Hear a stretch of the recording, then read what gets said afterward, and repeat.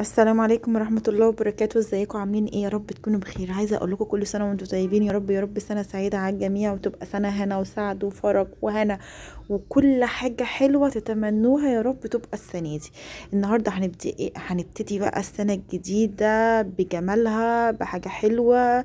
هنعمل مهلبية بالمستكة. بس قبل ما نبدأ بقى بسم الله كده، ندوس سبسكرايب وندوس شير ونعمل اللايك. لايك يا جماعة لو تسمعوا.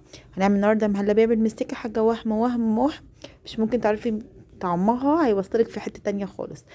احنا هنجيب كيلو لبن وهنحط عليه 4 معالق من النشا عشان تطلع معاكي مظبوطة وكريمي وتحفة. 4 معالق من النشا بس. وهنحط عليهم 6 معالق من السكر، فقط لا غير. لان عشان تطلع منك مظبوطه جدا جدا جدا. عايزه بقى تحبيها سكر زياده زودي كمان معلقتين. حابه انت بتحبيها اقل من المظبوط دي في 4 معالق بس. بس انا كده عاملاها بصي فوق المظبوط كمان، حلوه جدا جدا جدا وطعمها رائع.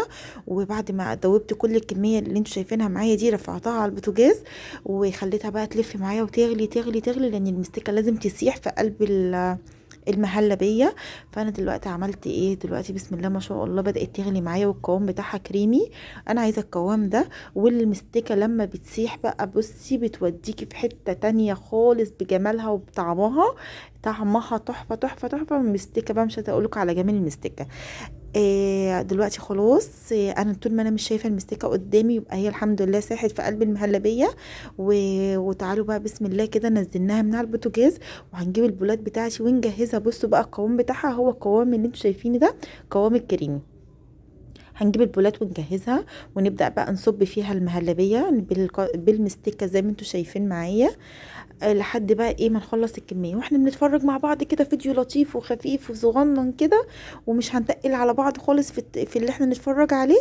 ما ندوسي لايك ونتفرج على الفيديو للاخر وندوس لايك ندوس لايك. ونعمل بقى اشتراك وندوس على علامه الجرس دي عشان يوصل لنا كل جديد، عشان لما انزل بفيديو جديد باذن الله يجيلكوا اشعاره. فاحنا ندوس سبسكرايب وندوس لايك ونعمل اشعار اللي هو ايه للكل. بس انا خلصت المهلبيه بتاعتي زي ما انتوا شايفينها كده. حاجه بسيطه جدا وخفيفه، ونعملها واحنا قاعدين كده في قعده صفا. وحاجه جميله ومش مكلفه خالص والله العظيم، وجميله ومغذيه جدا. وانا مش قادره اقول لكم طبعا فوائد المستكه ايه. يا رب سنه سعيده عليكم وكل سنه وانتم طيبين، ويا رب يكون الفيديو خفيف ولطيف عليكم. واشوفكم في فيديو جديد، وشكرا لكم. سلام عليكم.